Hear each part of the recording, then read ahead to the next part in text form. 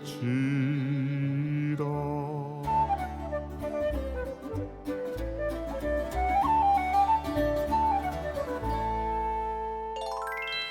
2021년은 신축년 소의 해, 그것도 하얀 소의 해라고 합니다. 하얀 소라고 하니까 뭔가 좀 신성하게 느껴지면서 올해는 좋은 일도 가득할 것 같다라는 느낌도 드는데요. 소의 해 첫 번째 콘텐츠를 뭘 할까 고민을 해보다가 생각해보니까 제주에도 전국 어디에도 없는 그런 아주 특별한 소가 있더라고요. 강렬한 검은빛을 뽐내는 제주 흑우가 바로 오늘의 콘텐츠입니다. 자, 오늘 제주 흑우에 대해서 이야기를 나눌 세 분 모셨습니다. 어서 오십시오. 네, 안녕하세요. 네, 안녕하세요. 사실 제가 제주 흑우를 접해볼 기회가 그렇게 많지가 않았어요. 그래서 잘 모르거든요. 그래서 좀 찾아볼까 해서 인터넷을 쳐봤더니 가장 먼저 눈에 띄던 게 제주 흑우가 지난해 10월이었던가요? 82년 만에 이름을 되찾았다라는 기사였어요. 네. 뭐 물론 세 분은 아실 것 같은데 네. 이게 어떤 내용인가요? 이제까지는 도축 과정에서 그 후구라는 단일 품목으로 도축이 안 되고 한우 속에 그냥 포함되어 있어서 한우로 도축이 됐었어요. 근데 이제 유통 과정에서 후구로 도축이 됨으로 해서 브랜드 가치를 한 단계 더 도약할 수 있는 이런 계기를 마련했다고 생각이 듭니다.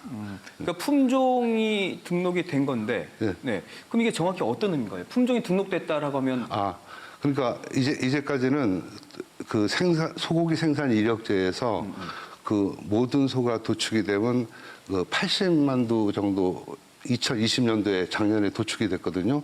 근데 이제 그런 소들은 모두 다 표기를 한우로 도축증명서에 발부를 하는데 제주 흑우는 별도로 제주 흑우라는 품종을 달아가지고 도축을 하게 되는 배경이 되는 거죠. 네. 그럼 이제 직접 그 흑우를 사육을 하시니까 이름이 표시되기 전에는 좀 많이 불편은 하셨겠어요? 불편했던 거는 저희들이 이제 나름대로 이제 제주 흑우를 이제 알리고 싶어도 방법이 없었습니다. 농가들 입장에서는 지금 이렇게 그 제주 흑우로 이제 도축되고 이제 소비자한테까지 이게 알리게 되니까 저희들한테 너무 큰 도움입니다. 이제 뭐 정식으로 품종으로 등록이 됐지만 저도 그렇고 사실 많은 분들이 아직 제주 흑우에 대해서는 잘 모르시는 것 같아요. 보니까 작가님도 그 흑우를 가지고 사진 작업을 하시는데 처음부터 이렇게 잘 알고 시작한 건 아니시라고 들었거든요. 네네. 저도 이제 흑우를 전혀 몰랐죠. 저는 한 6년 전에 이제 제가 제주도 입도한 지는 한 4년 차 되는데요. 네. 한 6년 전에 어느 날 제주도 분이 전화 한 통이 왔어요. 저한테 제주에 검은 소가 있다고 검은 소 사진을 찍어주면 어떠겠냐는 거예요. 그래서 야, 도대체 검은 소가 우리나라에 어딨어? 그랬더니 제주도에 있다는 거예요. 네. 그래서 이제 비행기를 타고 왔죠. 그래서 이제 소를 처음에 딱 봤는데 깜짝 놀랐어요. 제주도에 검은 소가 있다는 사실에 아니 이런 검은 소가 제주도에 있지? 그러면서 이제 거기에 이제 제일 처음에는 이제 호기심에서 출발했어요. 호기심에서 제주도를 왔다 갔다 하면서 작업을 했죠. 그래서 사진 작업을 거기에 빠져서 그래서 저희 가족도 그래요. 아니 무슨 제주도 가서 소 사진을 왜 찍으러 다니냐고 그러는 거예요. 그래서 저는 이제 검은 소에 대한 매력을 그때부터 느꼈어요. 소의 우직함이라든지. 그래서 사진을 찍다 보니까 되게 궁금한 게 있어요. 뭐요? 아니 저도 처음 알았고 왜 우리나라 사람들은 검은 소에 잘 모를까 이런 생각을 하다 보니까 옛날 이야기가 나오더라고요. 황희정승 이야기 나와요. 검은 소가 일을 잘해, 누런 소가 일을 잘해. 그 이야기 아시죠? 그 유명한 이야기니까. 옛날 이야기. 옛날 이야기. 그럼 옛날에는 검은 소가 있었구나. 그래서 그때부터 이제 역사를 찾으면서 뭐 문헌도 찾고 인터넷도 찾고 또 제주도 내려오다 와서 이제 흑우에 관계되신 분을 막 만나다가 그 교수님 같이 흑우에 가장 많이 알고 계신 또 문성인 교수님 만나 뵙게 되고 그래서 그걸 가지고 나만 알고 있기에는 그렇다. 이걸 한번 인터넷에 연재를 해보자. 그래서 사진과 글을 인터넷에 연재를 했어요. 근데 뜻밖에도 연재를 했는데 인터넷에서 굉장히 호응이 너무 좋았습니다. 그래서 그 사람들이 많은 돈을 후원을 해주고 그래서 그걸로 서울에서 전시장도 빌리고 인화도 하고 액자도 하고 그래서 전시를 하게 됐죠. 원래 그 예술인들은 보면 어떤 대상에서 영감을 탁 받고 작업을 하잖아요, 보통. 네네. 그럼 작가님은 그 흑우를 딱 보고 영감이 딱 떠오르신 거예요? 첫 번째 영감이 굉장히 딱 보고 검은색이다 보니까 저도 이제 검은색 옷만 입고 다니는데 저랑 굉장히 닮았다는 생각이 들었어요. 일단 제가 닮은 건 약간 유승용 배우 같지 않은데.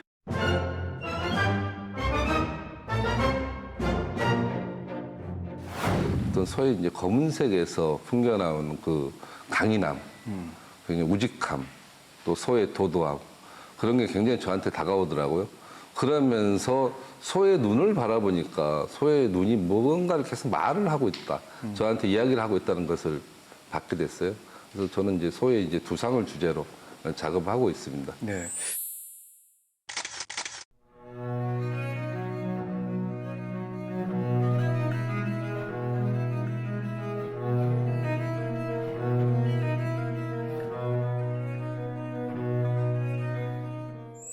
후구와 한우의 차이점은 가장 큰 게 뭔가요? 예, 제일 중요한 거는 이제 개월수입니다.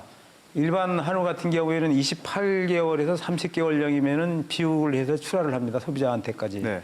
근데 이제 흑우 같은 경우에는 이제 개량이 아직까지는 이제 안 되다 보니까 그 36개월 평균 6개월 이상을 이제 한우보다 이제 비육을 오래 해야 됩니다.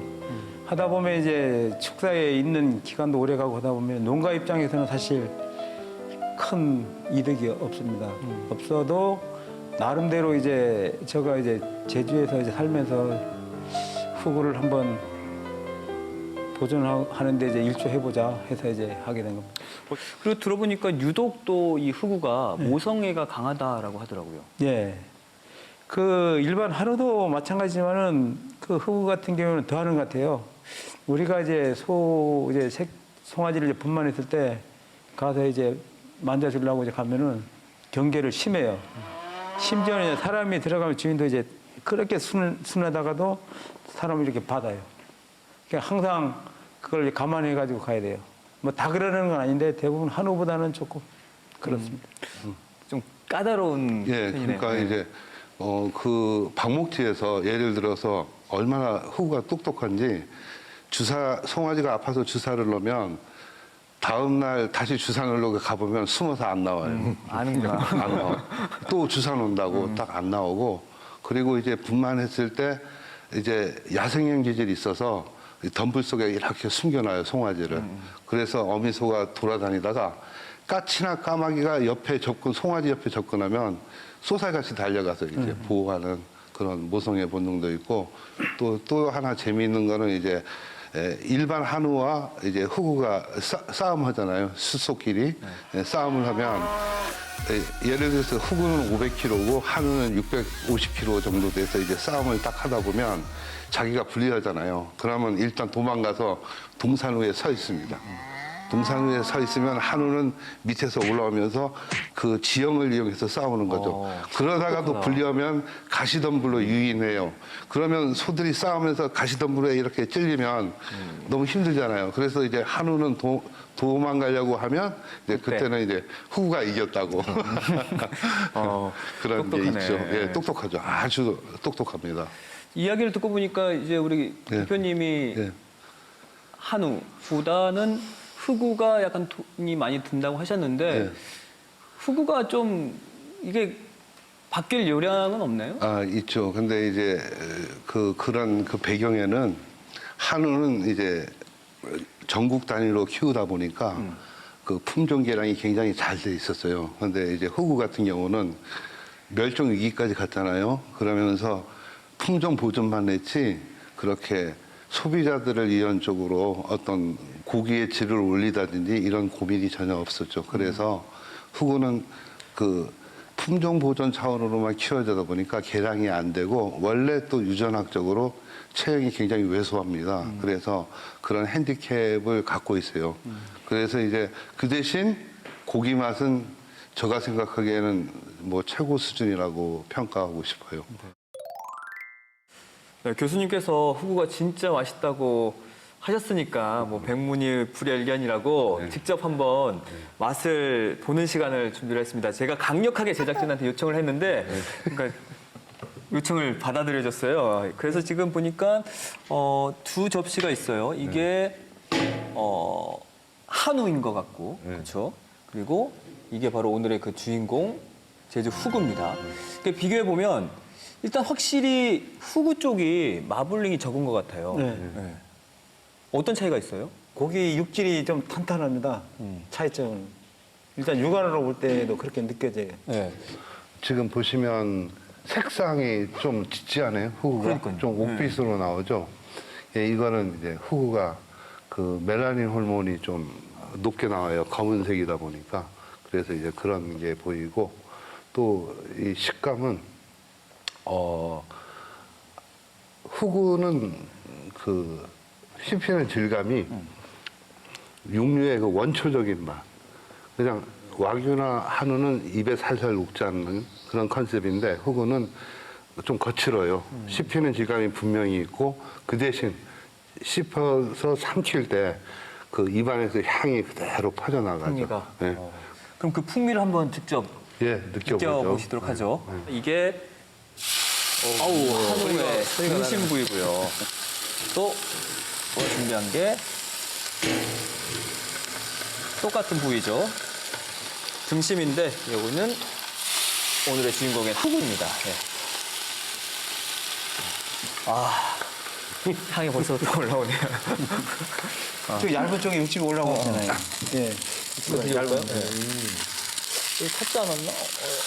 약간 탄 것 같은데. 약간 이거 뒤집어야 될 것 같아요. 먹음직스럽게 보이잖아요. 그러네요.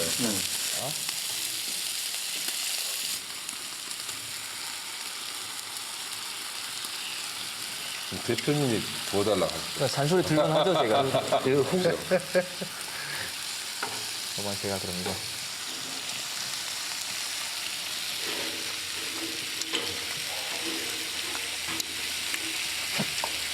이것도 맛있는데. 맛있는 거예요.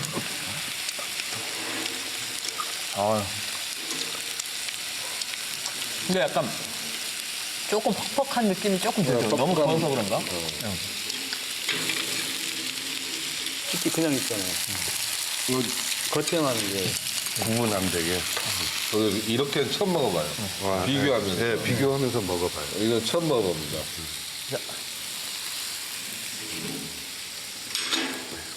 이번 후구를 한번.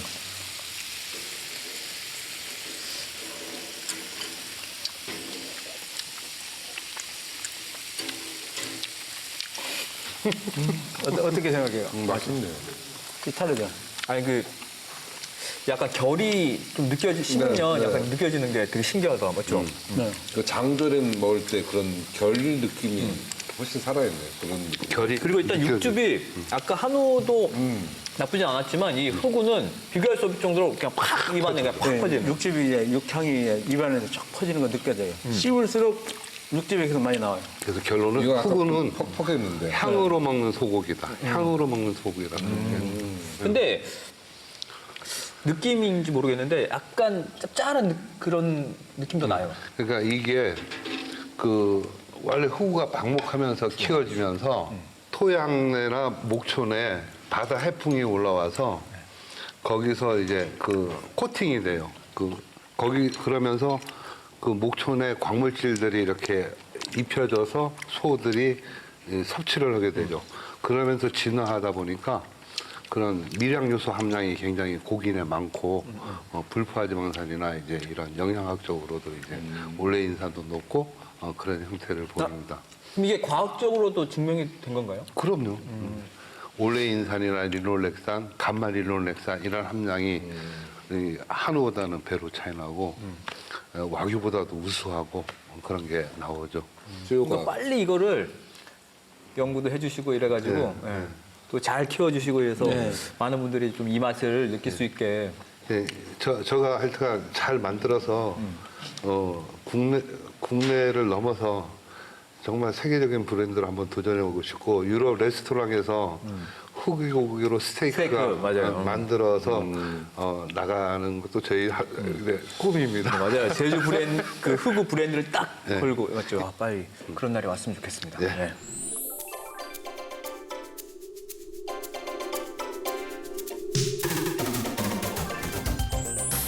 자, 이렇게 아주 맛도 뛰어나고 특별한 매력을 지닌 흑우가 갑자기 왜 역사 속에서 사라지게 된 걸까요? 그 일제 강점기 때 일본이 제주 후구를 수탈해 갑니다. 1924년도에 암소 125마리, 숫소 50마리. 그리고 25년도에 다시 암소 25마리, 숫소 1마리 해서 201두를 미시마 섬으로 이제 수탈해서 가죠. 그때 그 가져간 사진도 있더라고요. 그 예, 흑백 사진. 제가 지금 네, 있어요. 오늘 사진에 이제 나오는데 그 201두가 수탈이 되고 1928년에 일본 미시마 소를 일본이 천연기념물로 이제 지정을 하게 되는 배경이 됩니다. 지금 자료 사진에 보시면 24년도 그 일본 군인이 흑우를 갖고 있는 사진이 1924년도고요. 우측에 있는 사진이 미시마 섬 사람 주민들이 28년도에 천연기념물 기념으로 찍은 사진입니다. 그래서 이 사진을 비교해 보면 뒤에 있는 배경 나무가 24년도에는 좀 적었다가 28년도에 이제 나무가 큰 게 보이고요. 또 이 지붕 형태가 구조가 똑같습니다. 그래서 그 28년도 천연기념물 될 때 523두가 돼요. 그 우리 갔던 소들이 이제 4년 동안 번식이 돼서 딱 맞는 숫자가 500두에서 600두 범위거든요. 그래서 523두를 가져가지고 천연기념물을 보호하면서 1938년에 일본이 그 모색 표준 지침을 만들고 조선은 황갈색으로 하고 자기네 국소는 검은색으로 이렇게 표기되면서 이제 수탈이 돼가는 그런 안타까운 사연이 있었고요. 이제 시대가 지나서 1956년도에 제주도에 국립 송당 목장이 생겨납니다. 그때는 6.25 전날 이후라서 네네.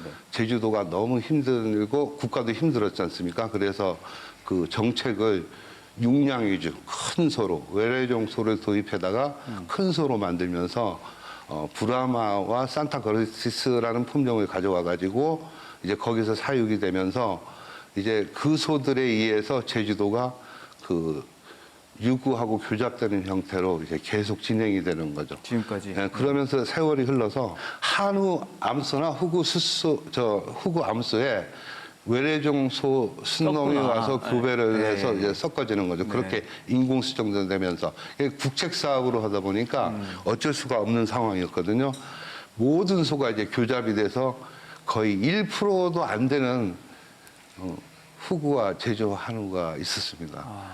그 시기를 거치면서 이제 후구는 거의 전멸하는 단계에 이르게 되는 배경입니다. 그런데 이제 그때는 그 대신 제주도 축산 농가들은 굉장히 돈이 됐어요. 왜냐하면 그때 당시 1년에 2만 두에서 4만 두 소가 육지로 이제 비육 미스로 판매가 되는데 그때 당시 이제 120만 원 정도의 고가, 140만 원 정도의 고가로 이제 판매가 되면서 그 소 한 마리를 팔면 땅 1,000평을 샀어요. 예전엔 그랬대요. 네, 예전에 그랬어요. 그래서 3,000평이라고 남북가요. 1,000평. 1,000평이요? 1,000평. 아니 더 들어가면 3,000평. 중산간에 가면. 중산간이 돼서 그러니까 소 하시는 분들은 상상이 안 가잖아요. 요즘 시세로 얘기하면 소 한 마리 팔아서 땅 1,000평을 사면서 이제 부를 축적하게 되는 그 교잡 육종이 후구는 소멸되는 데 있어서 그랬지만 축산인들 앞에는 굉장히 도움이 되면서 후구는 이제 소멸되는 겁니다. 예. 저도 이제 문헌을 찾아보고 하다 보니까 고려사나 조선사에 보면은 후구에 대한 기록이 굉장히 많이 있어요. 어떤 세종실록이라든지 조선왕조실록이라든지 여기에 보면은 후구에 대해서 기록이 많이 되어 있는데 그 당시에 아무리 흉년, 기근, 가뭄이 와도 제주도에서 그 공출에 면제 안 되던 품목이 세 가지가 있어요. 세 가지가 뭐냐? 우리가 너무나 잘 아는 제주 감귤, 귤, 예. 그 다음에 조랑말, 그 다음에 제주 흑우였어요. 그만큼 제주 흑우를 아끼고 보존하려는 노력을 했겠죠. 하지만 이제 농민들도 그 공출 당하는 소를 위해서 키우면서 굉장히 고생을 많이 했다 하더라고요.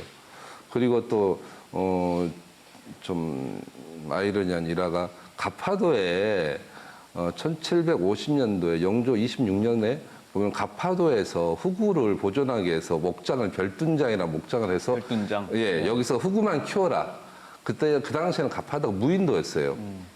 그랬는데 그 당시에 영국 군함이 제주도를 지나가다가 가파도에서 노는 흑우를 보고 이 사람들이 대포를 쏘고 흑우를 약탈해 갔어요. 그래서 이 약탈된 사건을 조선에 이제 그 당시에 이제 그 한양으로 이제 장계를 올렸더니 그러면은 안 되겠다. 흑우를 전부 제주도 본섬으로 다 이주시켜라. 그러면서 이주 대신에 여기에 사람을 살게 하자.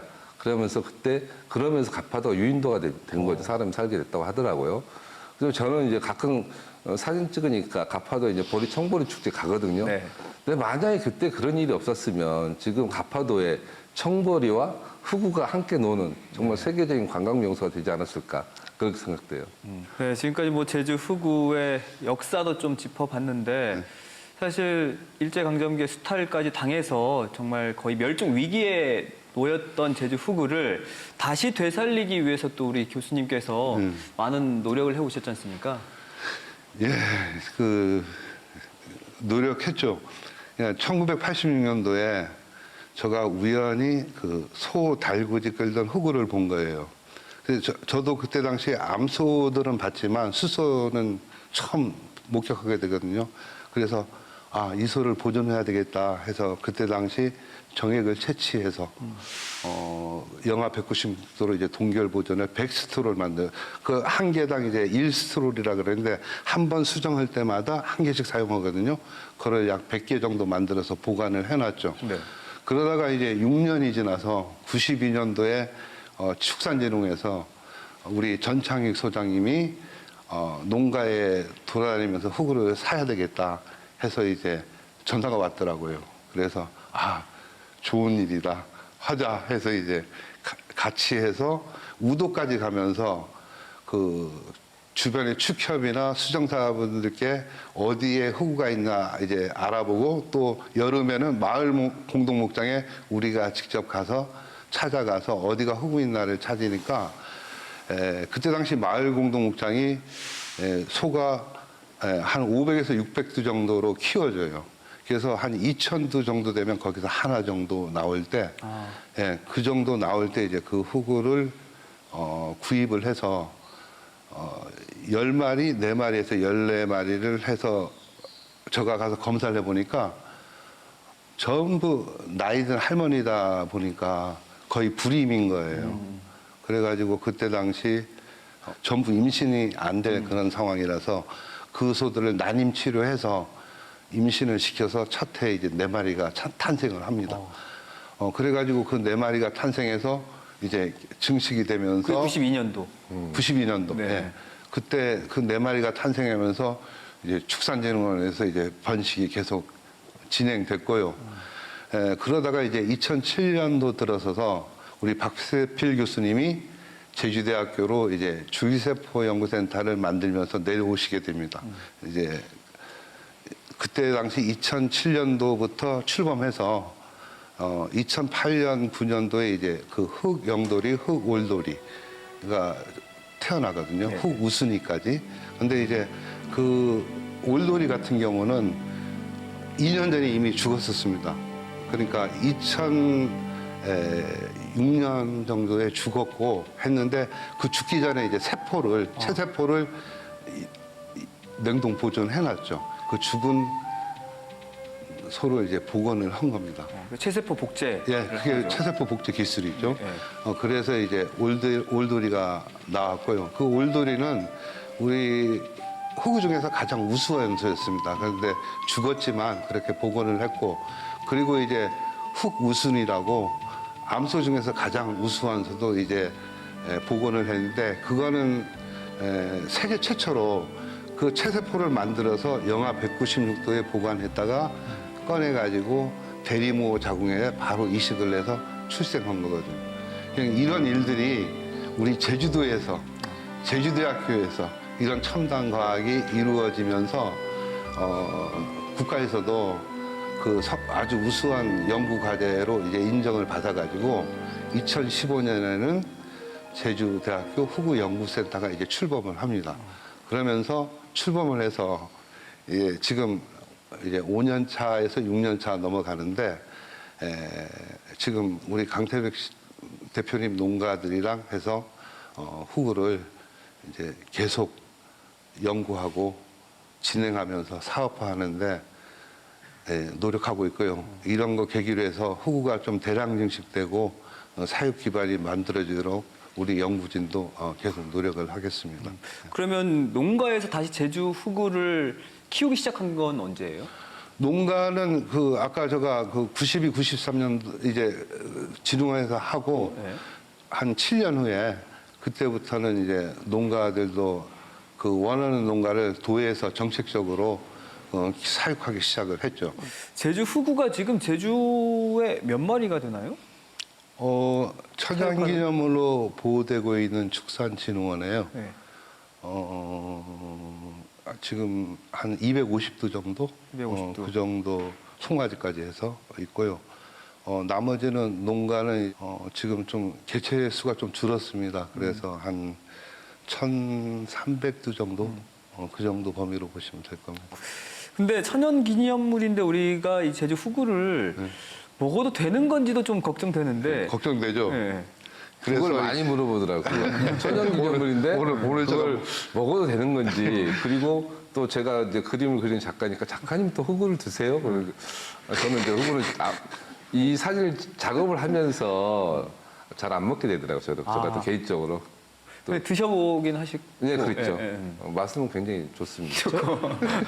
저희 같은 경우에도 그 실적으로 천연기념물은 저희도 그 축산진흥원에서 관리를 하고 식용이 가능한 것들은 이제 농가에서 이제 하고 있어요. 그러니까 먹는 건 따로 있고 천연기념물은 또 보호는 따로 따로 이렇게 보호. 보존하고 있고. 네. 네. 그러면 우리가 이제 많이 좀 사람들이 제주 후구를 접할 기회가 좀 생기려면 어떻게 보면 예. 이제 사육 방법도 좀 달라져야 되겠고 예, 뭔가 그렇죠. 이게 노력이 필요할 것 같아요. 예. 그래서 이제 국가에서 후구를 대안을 제시해서 우리 연구센터를 만들고 지원을 해주는 겁니다. 그래서 저희가 키우는 과정 이런 걸 전반적으로 다시 개선시켜보고 또 후구의 자질 이런 거를 이제 유전자 분석을 통해서 불포화 지방산이나 단백질이 높은 그런 유전자를 찾아서 이제 후구를 이제 증식하는데 종목으로 사용하고 해서 그런 것도 이제 하고 있고요.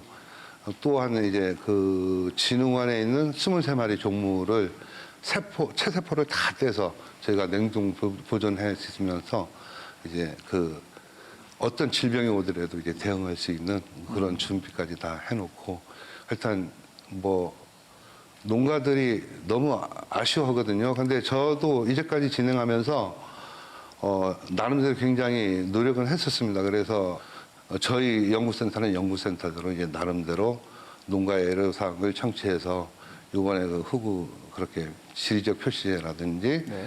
또 사육 방법에서 개선하는 거라든지 인공수정 수태율이라든지 여러 가지 이제 고민을 이제 해결해 보려고 계속 노력하고 있습니다. 어려운 질문인데 저희 농가 입장에서는 후구를 알리는데 한계가 있습니다.